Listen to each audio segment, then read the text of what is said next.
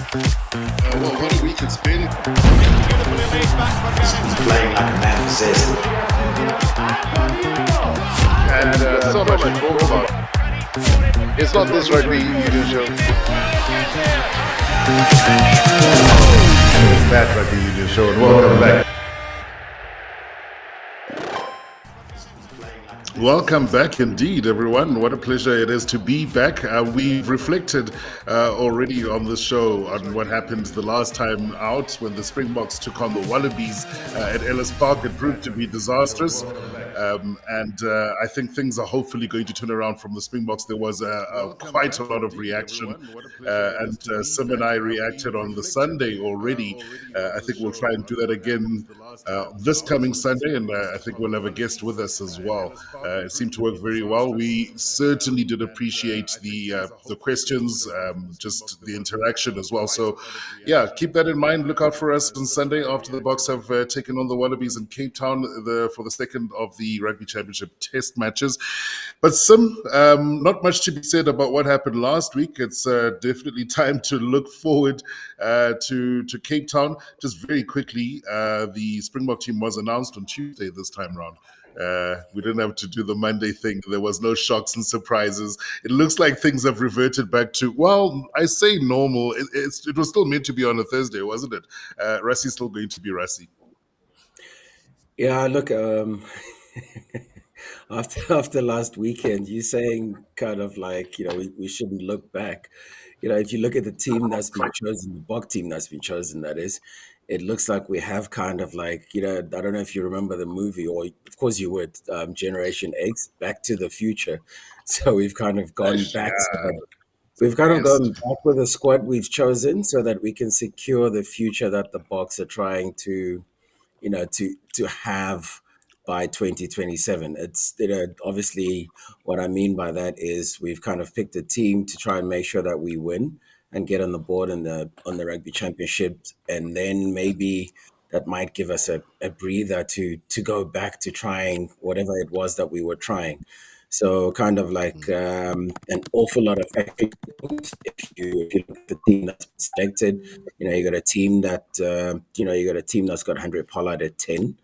You got a team that's got Willie Leroux at 15, who many of us didn't think we'd see after his 100th cap. Suddenly he's back for a bit of calm, and then obviously the bomb squad. The no BS. Let me just put it that way. The bomb squad, no BS this time. So it'll be interesting to see what happens. But yeah. I genuinely look forward to what's going to happen this time, because the Boks are under pressure. It's probably the first time they've been under serious pressure in a very long time, maybe since before that Ireland series. So it'll be interesting to see how they react to that. Yeah, no, the senior players are going to come to the fore, and he's kept a couple of them on the bench as well. I think that's pretty telling. Jesse Creel takes over the captaincy, Oxenchair, vice captain. I like that call.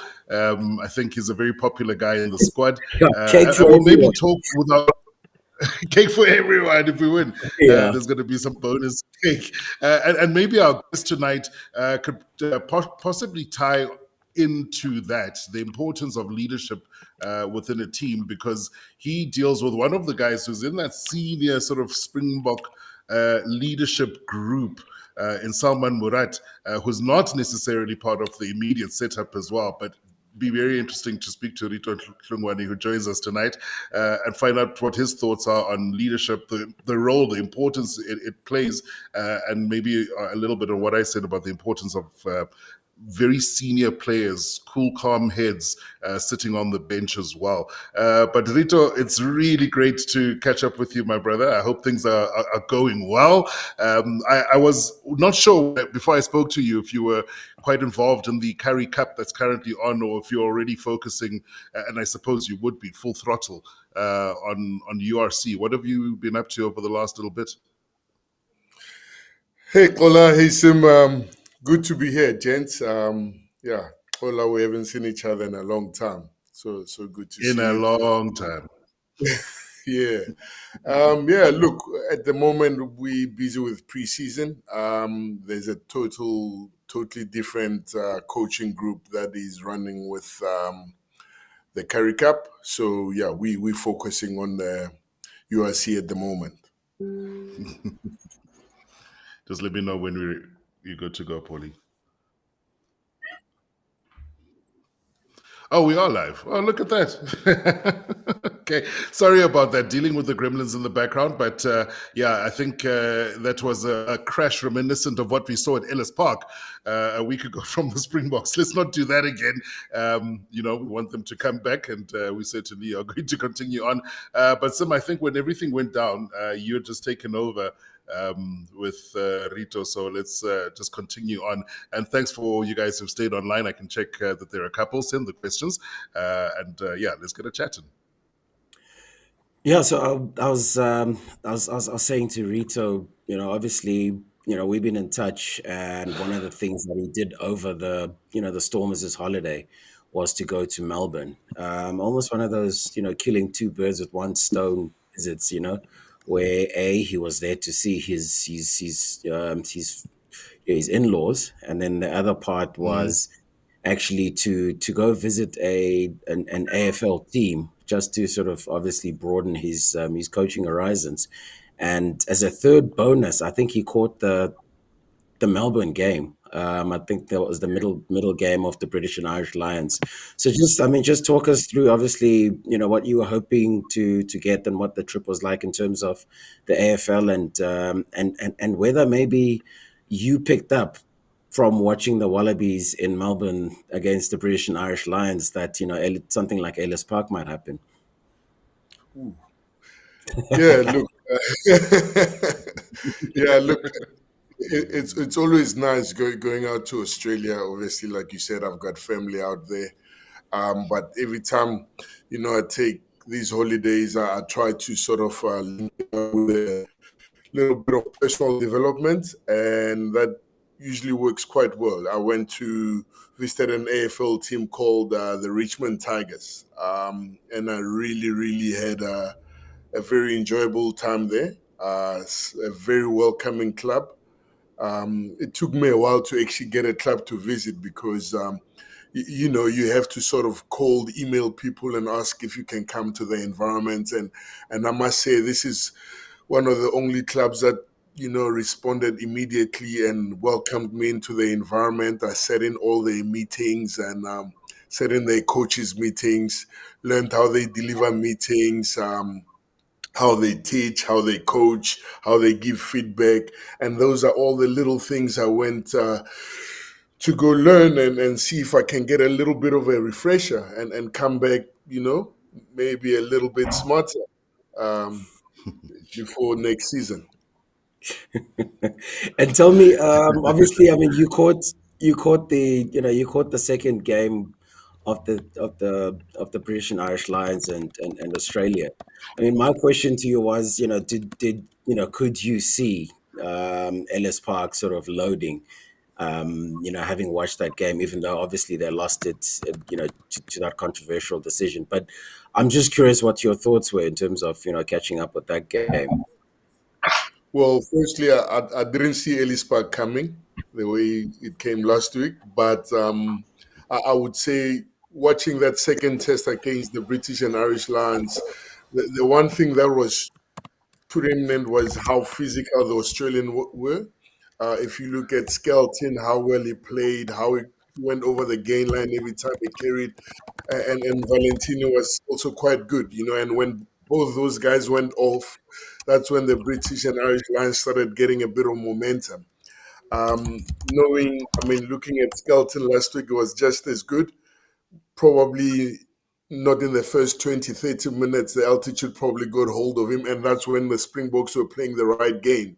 We didn't see much of him, but in close contact and when he carries, always makes good meters. So, in terms of the physicality battle, I knew they were going to be up to it, having watched that second test in Melbourne. Yeah, I know. Last season? You got yourself involved with a little bit more basketball in terms of just preparing 24. That I read that you were expanding your horizons and trying to learn lessons from a completely different sport as well. Is that something that you see a lot of value in, sort of the cross-code learning? Because, I mean, we tend to be stuck in a rugby bubble, you know, and we think about only maybe the physicality rather than other aspects of the game. I love that you do that.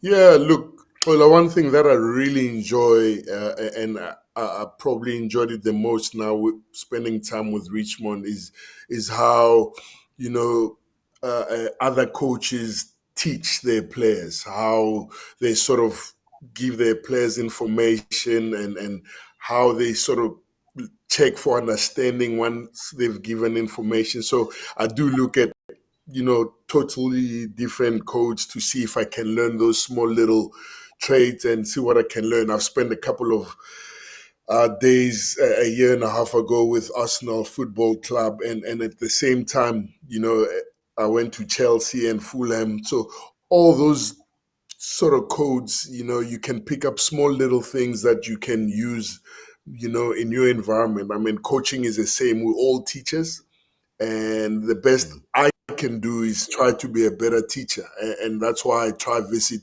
all these different environments. You know, I've sat in lectures at CPUT to see how lectures give their classes. So it's something I'm really passionate about, and I try to do that every little gap I get. You know, I just want to be sitting in that meeting room with my players and making sure I prepare them as best as I can in how I teach them, and how I get feedback from them, and in how I collaborate with them. So all these little different cross-code environments help me expand sort of my knowledge around the way I teach and coach. Yeah, and how granular does that conversation then become with your players? I think I spoke to an academy coach for one of the AFL teams a couple of years ago, and I think his name is Andrew Rains. And I remember Rainsy telling me that one of the biggest challenges they had just a couple of seasons ago was not necessarily any individual or specific coaching, but it was how much time you allowed the kids, and obviously I'm talking academy guy, to have to go online, to be on their little Insta, to get their photos out of the way, because he found that they were distracted until they've had an opportunity or had an opportunity to do that stuff, because it is so much part of their lives. And I think it's fascinating when you can pick up little nuggets. Is that too granular? Is that not too distracting from the rugby coaching, or do you have to go there? Yeah, look, I think one thing that I really picked up with this Richmond Tigers team is that they're quite good in sort of utilizing Instagram, WhatsApp to sort of make that part of the learning process. You know, the guys get video clips on their WhatsApps. You know, sometimes they'll set up a fake account to help them learn something. So they've really done well in terms of incorporating the today sort of interest, the things that interest the players today to help them learn. You know, so they don't really try to go old school and it's just a board and they're writing, or just a video session. They might deliver those videos through Instagram or do a quick cell phone survey. So those guys haven't burned their phones, or they don't ask their players to keep their phones away. They use their phone to sort of promote learning and coaching. So it's sort of something I've picked up, and I've sort of started trying to implement it in our environment. You know, you can never keep the phone away from the players, but the best thing you can do is try incorporate it and find ways to sort of maximize their use of the phone in terms of how we can learn and teach them the way we want them to play. Yeah, I'm going to bring it back to the Springboks, because everybody was expecting that after that match, Rassie would have done the typical South African old school rugby coach thing, and that's pretty much shit the guys out from a dizzy height, and tell them everything they did absolutely wrong. I kind of got the sense when I watched that press conference on Monday. I think he jumped into a press conference with Kane and Moody, that maybe it wasn't quite like that. Maybe things were a little bit calmer. At least that's the sense that I got. And I wonder if that's just with a thought for the changing dynamic in that Springboks squad. And you talk about planning for the future. I don't know. Maybe I picked up the wrong vibes, but when I watched Rassie, I thought, don't feel like this guy actually had a very big go at them. I don't know if he would have put them through their paces, like the coaches of the past would have done, and run the guys until they couldn't walk anymore. What was your sense when you heard Rassie? It just felt like it's not quite like what I expected. No. Look, he may have sounded calm by the end, but I'm pretty sure the whole squad got shut out. It has to have happened.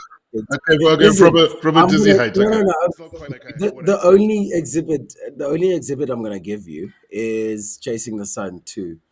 After that game, after the game against Ireland, when he says to the guy, when he says to the guys, you lied, you said you lied.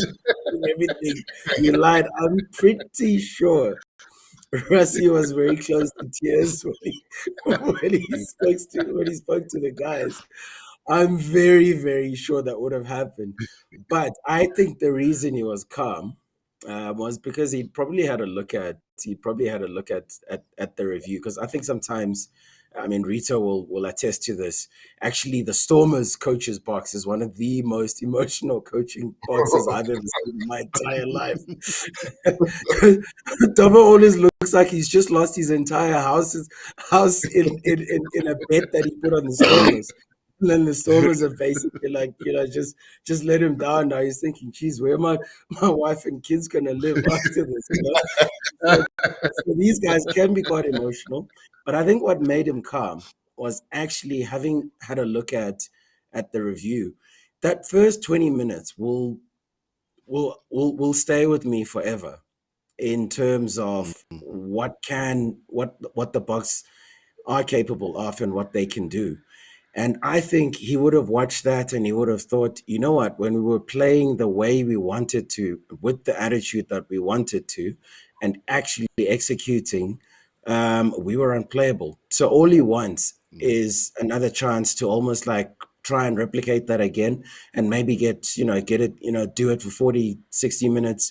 I'm going to say 60 minutes because I'm one of those people that don't believe that an 80-minute game exists, because if it did exist, then you'd be playing against yourself.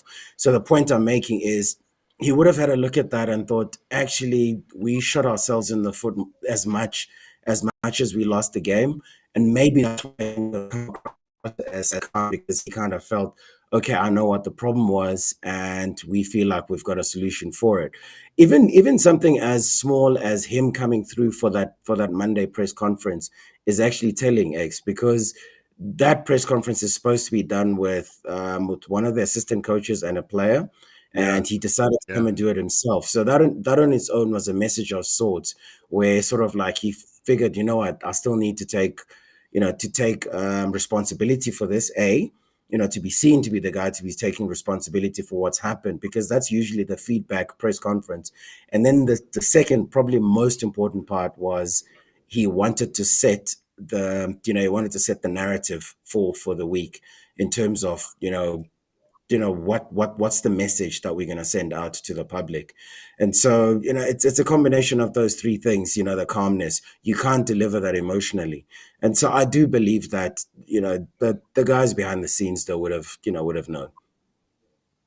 Okay, well, I mean, I don't want to be like just Mr. Conspiracy here, or conspiratorial, but the one thing I didn't, Rito, I didn't believe him. Well, not that he didn't state things the way that he wanted to, but I think a lot of people would have left that thinking, okay, they're going back to basics. They're going to grind out to win. It's going to be, the pack. It's the bomb squad. It's the scrum. We're going to fix the line out. We might see a few more mauls. It almost felt like he was saying, yes, I'm going to pack Tony Ball away. And this is where my conspiracy theory comes in, because I agree with you, Sim, about that first 20 minutes. He won't want them to lose that and to lose that edge and to lose that ability and the confidence that they would gain from being able to put teams away in the manner that they did. So I think, and despite the conditions, and Rito, you can tell us what Cape Town looks like. I believe it is to be wet. I don't think it's going to put Tony Ball away. Yeah, look, I mean, firstly, maybe let me touch on that first 20 minutes, which we all, obviously looking at the scoreboard, we're all quite pleased with, and what people must understand, that the first 20 minutes was not without mistakes from the Boks. Remember, Fassi kicked it out on the full, and then there was a loose pass. We lost one line-out ball. There was probably about 4 mistakes there. But the one thing that stands out in that first 20 minutes, we stuck to the plan. And the Springbok plan, strong kicking game, good chase line. You'll see they'll put one wing, see on the blind side, even running that short line behind the ruck. When we kick it, the wingers chasing that box kick hard, and Eben and Sia are ready to get the scraps. And that's how the first 2 tries sort of came.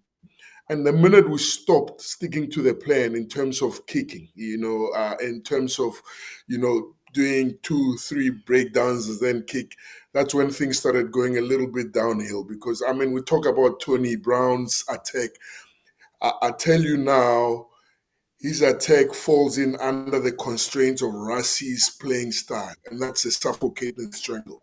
And he would probably coach 3 breakdowns. If we're not making meters, if we're not going forward, we kick. Let them kick it back, and then we start again. And it didn't happen in the second half. We started going wide to wide. We're not getting any momentum going forward. And we lost ball trying to play that sort of expensive type of game. So I think Tony Brown is very aligned to Rassi. If there's you never try to sort of chase this attractive rugby at the cost of going forward or territorial dominance. So I think this weekend, I mean, it'll be raining. It's not raining at the moment in Cape Town. You will see a good kicking game, but if we try to play and we don't make momentum, the kick will come. But if we make momentum, then we'll get into maybe a multi-phase type of game. But I probably think this last game was the first time in a long time the Springboks went over 9 breakdowns without kicking. It doesn't happen often. We play 1, 2, 3. If we don't make a line break or if we don't make meters, we kick that ball. We'll probably go multi-phase once we get into the 22. So I think this weekend we'll see a little bit of that. Not really conservative, but everything will be decided if whether we're crossing the advantage line or if we're getting territorial dominance. Yeah, on that front, I mean, the one guy that I think that I missed watching in the team was one of your former players, Damien Dan. He always puts in the cheeky little boost for somebody to chase onto. We didn't see even that on the weekend. So I think it's going to make a slight difference in the way that they go about attacking if they do get the opportunities. So, Rita, I mean, sorry to keep dragging you guys back to that game.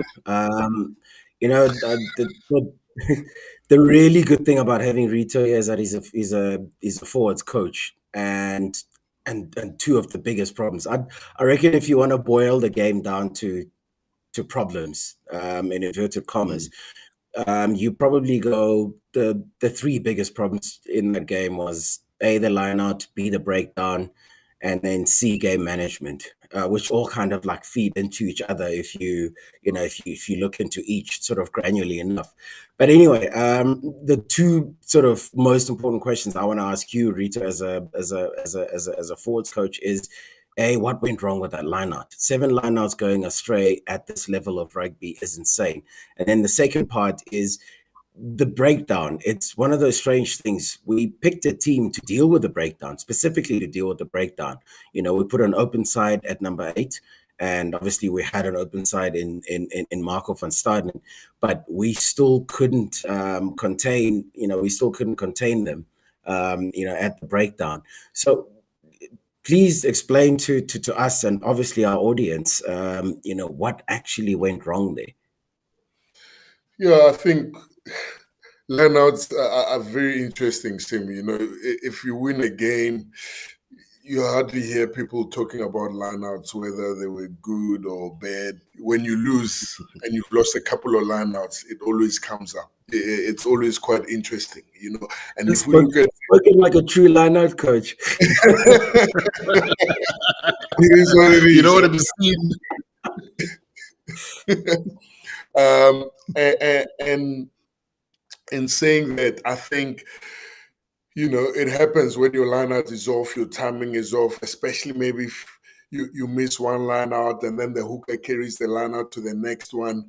But I don't think it's big problems that can be solved. Probably a timing issue. And sometimes it does happen when the opposition does read your line out and steal it quite clean. Maybe there's a bit of an underthrow or they've really analyzed you well. But the nice thing about a line out, it's easy to really identify what went wrong with each line out. And that way you can easily fix it. And I think it was a timing thing, slightly early throw, a bit of an underthrow, things that, you know, are easy to fix. So I wouldn't be too concerned about the line out. I still think we had enough ball to win the game. And in saying that, to answer your second question, the Springboks never really overplay. Like I said, Rassie plays this type of suffocate and strangle type of rugby. We never really overplay. Even though we've selected loose trio that sort of can look after the breakdown, but if you're going to have, let's say, 80 plus breakdowns, you're always going to put yourself under threat to lose one or two or three of them. And because we overplayed, it gave the Australians a little bit more opportunity to sort of attack our breakdowns. But if we'd played our normal game, you know, 3 breakdowns, you're not going forward, you kick, you know, not wide, rather look for inline incision, putting pressure physically and trying to go forward. Those problems disappear immediately because you're going forward, you're forcing the defense to move backwards. The fetchers have to run back before they poach the ball. The breakdown sorts itself out. But if we're going to play that sort of expensive game, which doesn't give us go forward ball, you know, like in the second half, then we will put up our breakdown under pressure. In saying that, Sim, you know, you saw that first try. We kept the ball for a long time, but the big difference is that we went forward every single time. It actually took us 3 breakdowns to score that first try. From that initial kick, I think the Australians knocked it on the 10-meter line, and then we got it back, went wide, came back 1 breakdown, and then changed direction. We scored on the left. 3 breakdowns, and we went forward every single one. There was no opportunity for them to steal it. So go forward. Yeah, I mean, the principles of play, when you become a coach, the first thing they teach you is gain possession and go forward. As simple as that. The minute you don't go forward, you're not sticking to the principles of play, the principles of rugby, you put yourself under pressure. So I'm also not too concerned about the breakdown because this weekend we're going to have gain line incision, we're going to carry hard, we're going to dominate contact. And if we don't make momentum, we'll put the ball up and contest, get it back, and try again. Yeah, well, I'm glad we've got a coach here because one of the coach killers that I've seen, I think has been thematic since the start of the international season. And even that match against Georgia I found the penalty count uncomfortably high. I found the yellow card count between those 3 matches, Georgia and the 2 Italies, uncomfortably high. And that's something that I think, I'm sure they will have spoken about. But do you think that's a matter of reading the game, reading the ref, or do you think that we've just slowly, a discipline issue that slowly crept in? I don't see them doing anything untoward, let me say that. But I did find the penalty count is not quite what we expect. Yeah, look, I mean, a penalty puts you under immense pressure. If you give a penalty, a test level between the two tens, you end up in your 22 defending a more, So that's something they would have really, really spoken about and tried to get out of the system. And in terms of the referee, I think with Jaco Paper, they are well prepared. They totally understand what type of penalties the ref that's refing them gives. So they would know, guys, let's not contest the breakdown. This guy gives a lot of penalties around the breakdown, especially if the other team is making momentum. They would have known, guys, let's make sure we are half an inch behind the breakdown. This guy is very strict around that defense line. So let's make sure we get that right. So I think I'm very confident and I'm very sure that the Springboks prepared really, really well for that game. They would have turned every single stone. They would have closed every little gap. But what happens on the day sometimes, has to come down to the players sticking to the plan. And sometimes it comes with a little bit of experience. 3 breakdowns, we've gone 3 phases, we haven't gone forward. Fly off, are you confident? Are you experienced enough to remember that if we don't go forward, we kick a fade or we kick a box kick and then let them kick it back to us and we start again. So that also comes a little bit with confidence. And looking at now the halfback pairing of Grant Williams and Andre Pollard, all of a sudden from 44 caps combined, now it's over 100. So that changes. If you look at the fullback, Billy Leroux, 100 games versus Fasi, who's probably still under 10 caps, if I'm correct. It changes. It changes everything. It changes our kicking game. It changes our territorial dominance. You mentioned Damien. He's quite good at attacking, and then gives a little patter, kicks behind the defense, turns them around. That changes a lot. So I think the personnel that we've put on this week are experienced enough to change the game. But at the same time, the personnel that we had previously is good enough. They must just sort of have that endurance of sticking to the game plan for 80 minutes. All exciting players, Manie Libbok, Apele.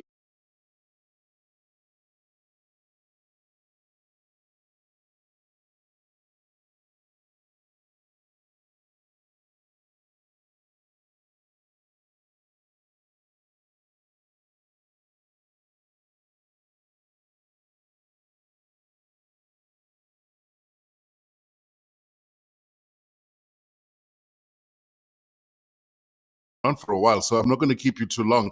But Sim, looking at that, the name that I feel has probably had the biggest shock in the Boks squad this past week is one that's not there for me, and that's Bongimbo Nambi. Am I reading too much into that? Listen, I'm not gonna say, in my, I did something called the first take, which is basically, having a look at the team. You don't even listen to the press conference, and you basically try to second guess what they were thinking in making the decisions that they made. Right. With Rassie, it's actually a very stupid exercise because no one can ever get into Rassie's head successfully. That's why there's a whole song that says he's in your head, not the other way around.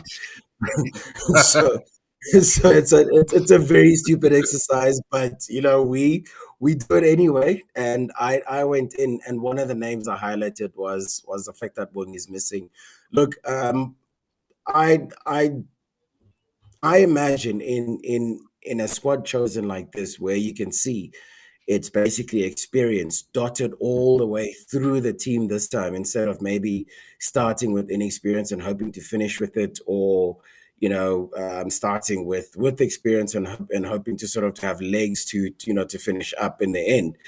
I think this time around they've basically dotted all the experience along, and it then should have meant automatically that Bongi should have been part of that. But I think Bongi's finally starting to suffer from one sort of lackluster games too many, where he has played for the Springboks and actually for the Sharks as well. He just hasn't had that sort of spark. He hasn't been that guy. Usually Bongi's sort of calling card as a rugby player, and particularly as a Springbok and a World Cup winning Springbok, is that he sets the physical tone for the Springboks.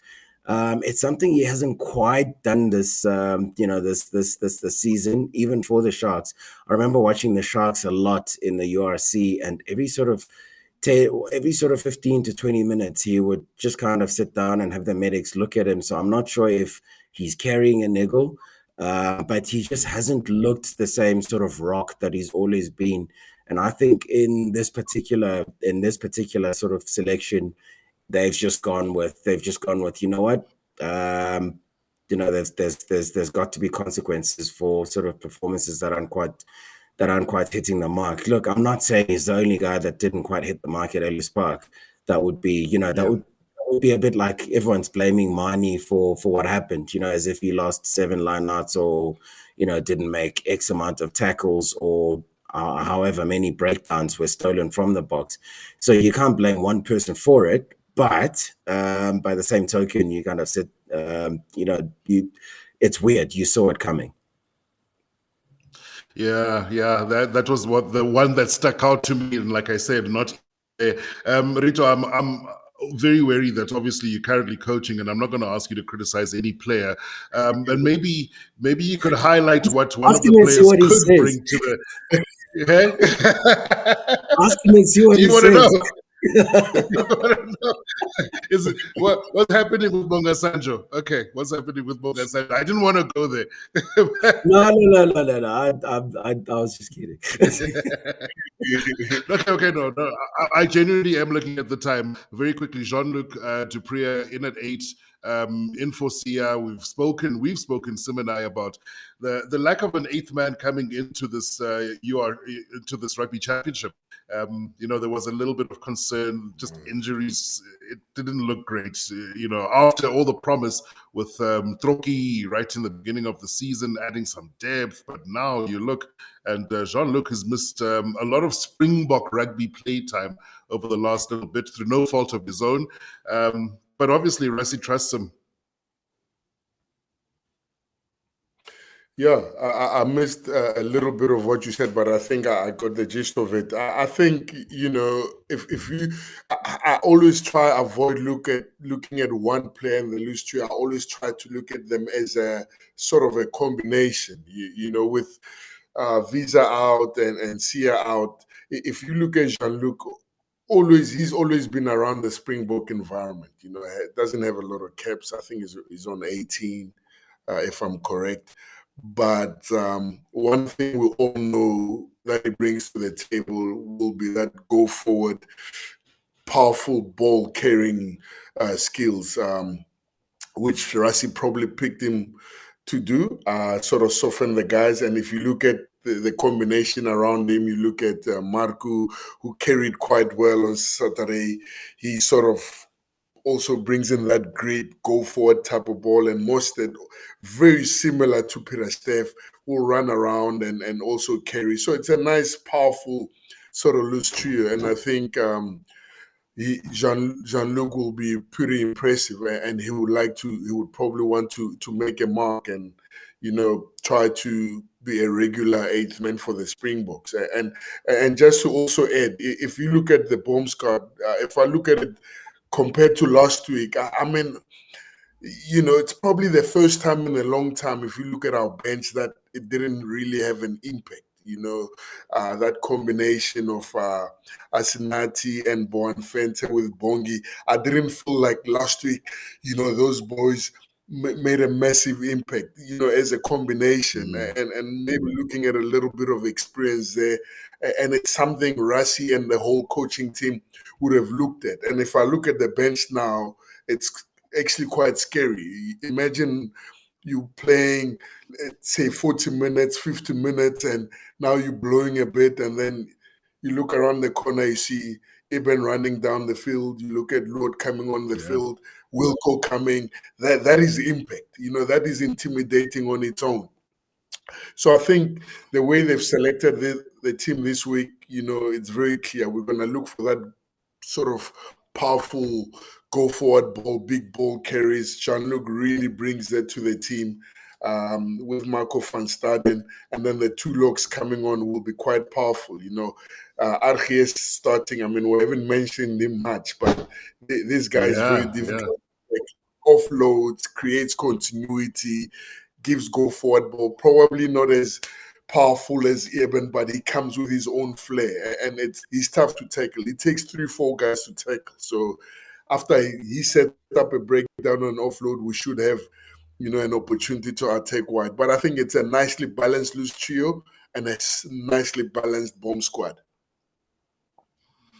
Yeah, no, we've got a couple of questions here. Thanks so much, all of the game, for getting in touch. Great to hear from you. And if you do have any questions before we wrap it up, please do post them.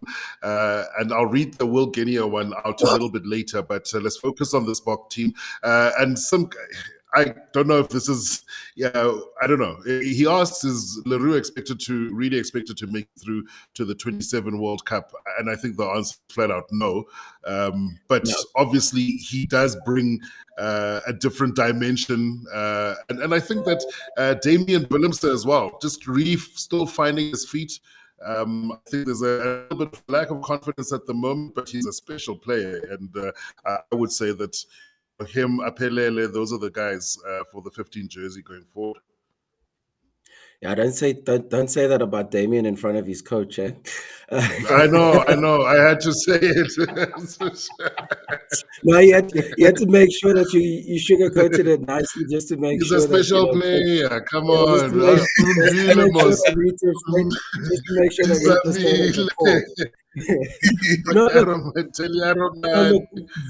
Willie turned 36 this week. I think it would be incredible if he could make it all the way to the next World Cup. Personally, I don't see him make it to the next World Cup. And secondly, I think we've got. I'm like you. We've got more than enough cover in terms of guys who can take that role. Obviously, Apelele is not shooting the lights out. Apelele Fassi is not shooting the lights out like he did last year. But it's quite simple for me. It's always quite simple. Once a guy shows you what he can do, it's not like we're talking about a guy that hasn't shown us what he can do in the green and gold jersey, which basically means then it's only a matter of time before he comes back and he starts performing like that again. Damian Willemse is still, I think, because we play him in so many different positions, and he's so keen to challenge himself in so many different positions. Yeah. I think sometimes, it kind of gets in the way of us being able to, to see the best of him, and him maybe finding a place where he sort of can contribute the most for the team, and maybe even the most consistently for the team. That's the one part of maybe why he's not quite the same Damien that, that basically had become the incumbent by the end of the 2023 World Cup. But you also have to go back to the fact that for the 23-25 URC, he also wasn't exactly, he wasn't fit for most of the time because he'd had that very lengthy groin injury. And then when he did come back, he didn't get a run, because the Stormers didn't go deep enough in the URC, and secondly because he got himself banned as well. So he's just lacking a lot of game time, and because he's lacking a lot of game time, he's probably not the Damien that we know. So I mean, those two guys get up to speed, there won't be sort of like a crisis that demands that we have Willie. But as if you want to, as I said earlier, this team that the Boks have picked is kind of like a back to the future team. If you look at, whenever they've had Pollard, most of the time, they've always had, Villiers at 15. And so it's almost like just going back to factory settings. And, it's not, if it is in Cape Town, foot speed is not going to be an issue. So it's not like Villy's going to get exposed in terms of, being 36 and stuff like that. But no, I don't think he's going to go to the 27 World Cup. But he can still obviously do a job like he did for the Bulls, actually. Yeah, actually, very, very useful for them, especially when all the fly half started going down, because we know his value when it comes to especially that part, the attack. I don't even think we're going to have time to go through the Aussie team because, Emmanuel, I love your question, and I might as well pose it to Rito while he's here. He asks, Emmanuel, is there coordination between national selectors and franchise selectors? Damien Willemse hasn't had much franchise game time in the position the Boks pick him for, i.e. number 15. But as Sim said, Rito, he is one of those players who can plug almost every gap. You just generally don't see him running at 13. But Sim, I remember you saying it, that if you gave him a chance, he would take that jersey. But what sort of coordination is there between what you guys do in the URC team? And obviously you have to focus on your squad, your team, and getting as far as you can in the URC versus weighing up what the national team and the national coach needs. Yeah, I think the Springboks management are quite relaxed. They usually let the unions do their own thing. They don't hardly come and say this guy has to play or anything like that. And if you look at our environment, Damien can play 12 for us, he can play 15, he's covered wing before, he's covered fly half. And I think personally, well, everyone would know that suits, the Springboks environment. We play 6-2, sometimes 6-1. So we sort of grooming and are open to sort of treating him as a positionless player, a player who's a triple threat, can play any sort of position. And I think, a player of that level, highly skilled, highly talented, is comfortable to slot in at fullback 13, 12 anyway. He's very skillful. But going back to what Sim said, he actually hasn't played a lot, even for us. Couple of injuries, came back, got injured again, and then got that red card. Didn't come with us to Glasgow. So he's one of those guys that you got to give him a bit of time to sort of get back to form. It's just tough, when you're playing at test level, you're playing Australia. But I'm sure in due time he'll get back to the standards that we know he can reach. And I think if we look at it, we spoke about Vili over 100 caps. Damien is on 42. I mean, he's experienced now. 8 games, he'll have 50 caps. And I think what's happening now, they're trying to bring up Fasi's experience. He's on 6, if I'm correct. Hopefully by the time we get to the next World Cup, Damien could have easily hit about close to 60. Fasi must be in his 20s, and then then it's balanced. Then maybe we don't need Vili because we've groomed these two guys. You look at Sasha; he's slowly building up his caps as well. He can cover 15, he can cover 10, he can cover 12. So going back to answering that question, yeah, Damien Willemse, yeah, the Springboks don't really get involved or try to tell us where to play the players, but I still think it suits how they want their players to be able to cover more than one position, so they're comfortable to pick a 6-2 split. He basically is a Swiss Army knife, and you know how complicated it is to try and open without getting the order of the thing right. So we're going to give him a bit of time, and he'll be back at his best. But he's a super talented player, and I do want to see him back at his best. I'm going to call it there because I think time-wise we pretty much have to. But before we do, can we quickly take a look at the Aussie team, and I'm going to be very short on this. So if you've got it there, you're a good man. Look at that. It looks like an absolute god, that Aussie oak. He's going to be cut down to size, we hope, in Cape Town this coming weekend. Some your thoughts very quickly on this Aussie squad.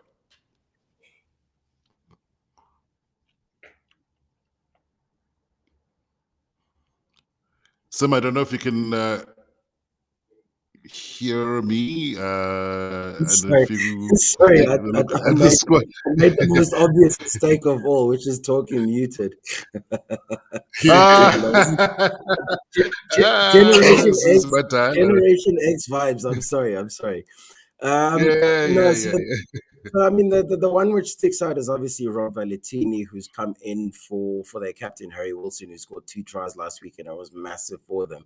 But Rob Valentini, as Rita's already told us, was a massive part of why the Wallabies were so competitive in that second test against the British and Irish Lions. So it's not like he's not going to come in and bring the noise himself. They've still got Taniela Tupou, they've still got Will Skelton, so they got some massive boys in that pack again.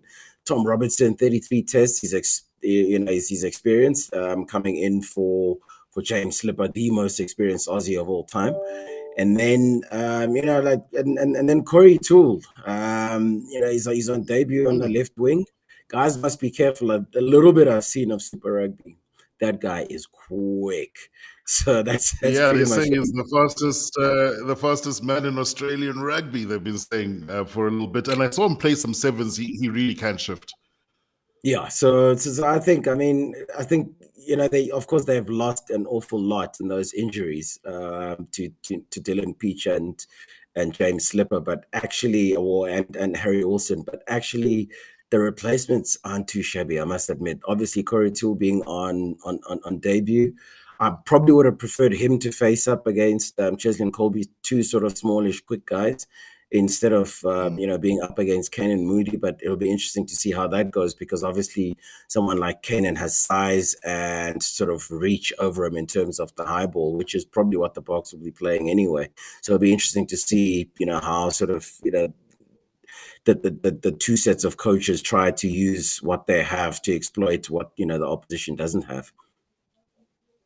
Rito, I'm going to take Julian's question here, and I'm going to ask you about a backline player because he played a crucial role in the last test match, and that's James O'Connor. Looked absolutely flummoxed, flustered, and completely taken aback in that 20 that we spoke about. But man, did he not just go into his position as the game wore on, and that, he just seemed to steady the ship, cool heads, and I suppose it's going to matter again, especially that access with him and Nick White. Yeah, I mean, I mentioned it earlier. Experience plays a massive role in Test rugby. And if you compare, as great of a player Manie is, and comparing to James O'Connor, he's played much more Test. So that experience, O'Connor would have probably been a little bit better in terms of understanding managing a game at that level better than Manie. But it'll be quite interesting because now you've got a two-time World Cup winner in Henry Pollard that you're facing. So it's not going to be it's going to be very different if I put it that way for James O'Connor and how the game is going to be, because now he's also playing against maybe a more conservative, more experienced Flav. But I thought he did really well. And if you look at the two of them, 74 tests, 65 caps, between Nick and James. One's got 74, the other 65. So that's a very experienced halfback pairing. And I think it makes a huge difference when it comes to Test rugby. And that game in Cape Town, if the weather conditions, if it's windy and rainy, with that stadium, the wind comes in quite powerfully. So they're going to be quite crucial in how they manage that game. Yeah, man, and one of these guys has been playing on the South Island, so he'll understand how to navigate those conditions. No, It's not an easy place. Rita's talking about all these numbers, how many caps these guys have played. The other number that needs to be talked about, that Aussie halfback pairing, between the two of them, they combine for an age of 70. So I'm just saying, use it, don't use it,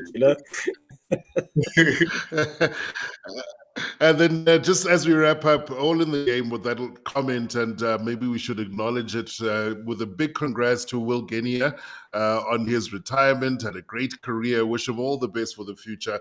Hope he goes down the coaching route. And man, I got to meet him once, a good couple of years ago. The Springboks had a practice at Brisbane Boys, which was his old school, his alma mater. What a genuine, generous, kind, soft-spoken guy. He gave me a very different sort of insight into what the Islanders in Australia go through, growing up in a very rugby intense career. So I sent him a message today. I actually reached out to him and I asked him to join us on the pod in the next week. He did get back to me, so let's hope we can have Will join us sometime in the next week or two, which is fantastic. But have you had any run-ins with Will? No, never. I just, all I know is what I need to know, which is I really thought, you know what, you looked at George Gregan and you thought nobody would be able to sort of hold a candle to him as an Australian number 9. And of the guys that succeeded him, he was the one guy that sort of played the closest in terms of being able, being off that level and off that ability. And actually, when he was retiring, obviously it started reading that he was he was going to leave Japan, and he was kind of shopping around for a team. I remember saying to a colleague of mine, it would be so incredible if he just decided to to come down to South Africa, and literally even if he played Currie Cup or just. It would have been, imagine being a youngster learning from him. So anyway, I was sort of hopeful because he seemed to cast the net wide in terms of, it was kind of like, yeah, it'd be nice to not finish just yet, play another year or maybe even 2. And I actually thought it'd be incredible if he came down here and just took that, took that wherever it took him. Well, let's hope we can get him on, and you can be Agent Sim and see maybe if we can. We're not going to find a spot at the Stormers now, so it's going to be tough going. It's going to be tough going for him, but it would be really nice if we could. Gentlemen, thank you very much. I feel like I've kept Rito for longer than we'd intended. I appreciate you. Thank you so much, Ritz. Good luck for the season. I know you guys are going to definitely improve on last season because I know that you had some really, really big plans. And I think a lot of what didn't come off last time around will come off this time around. So, yeah, thanks, man, and all the best. Thank you very much. It's always nice to chat to you, Sim, and I haven't seen you in a while. So thanks for having me, and hopefully you'll invite me again sometime soon, huh? No, we absolutely will. And I think what he's telling me is it's time for me to go to Cape Town. It's been a minute.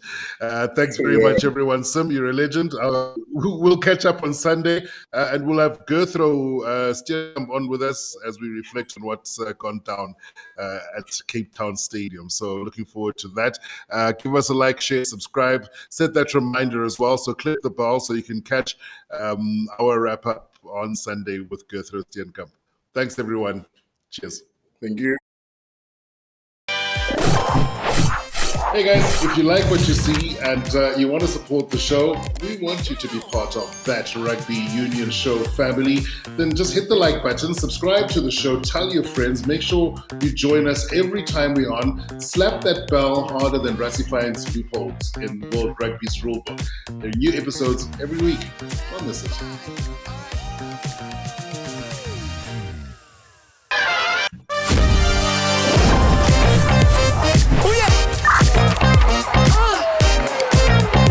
Welcome back to That Rugby Union Show.